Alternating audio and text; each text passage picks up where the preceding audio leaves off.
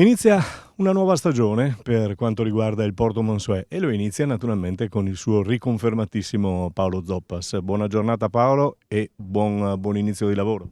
Grazie mille, buona giornata a voi. Primo giorno di scuola, c'è sempre grande voglia, grande entusiasmo e anche un po' di curiosità di vedere, di conoscere i ragazzi nuovi.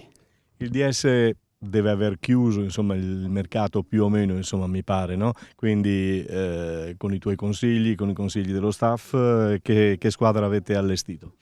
Sì, abbiamo chiuso già da un po' di tempo il nostro mercato, siamo contentissimi di quello che è stato fatto e abbiamo gestito le cose in modo un po' diverso rispetto al solito, rispetto all'ultimo anno, nel senso che abbiamo qualche giocatore giovane in più, qualche senatore in meno, perché vogliamo una squadra che rispetto all'ultimo anno in modo particolare abbia un po' più gamba, sia un po' più brillante.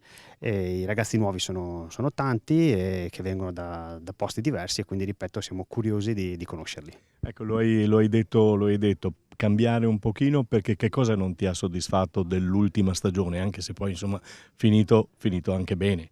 Sì, sicuramente ci aspettavamo qualcosa in più, poi è anche vero che abbiamo avuto tantissimi infortuni, quindi non abbiamo mai avuto la rosa completa e quindi per questo motivo magari avere qualche giovane in più ci può aiutare ad essere, come dicevo prima, un po' più brillanti.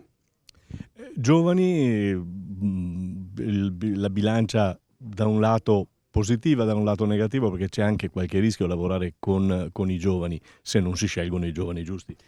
Sì, certo, c'è una regola che da un certo punto di vista ci obbliga e dall'altro punto di vista però, insomma, credo sia giusto far crescere tutti quanti e quindi ben vengano questi ragazzi. Dopo è chiaro che devono essere loro ad arrivare qua con l'atteggiamento giusto, con la voglia giusta e mettersi a disposizione.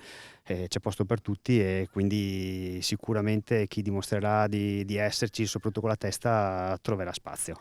Conoscendo il presidente, conoscendo De Martini, il DS, insomma, l'imperativo è quello di fare bene ancora, anche per quest'anno, magari con qualcosa in più.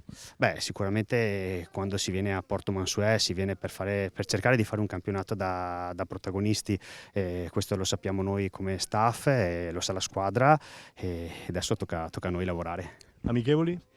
Amichevoli ce ne sono un bel po', cominceremo la settimana mercoledì prossimo con il Tamai, poi giocheremo ogni 3-4 giorni, nel senso che cercheremo di rodarci un pochettino, partiremo in tanti e quindi per conoscere un po' tutti quanti, per trovare i giusti equilibri. Ci sentiremo tappa per tappa. Evviva, ciao!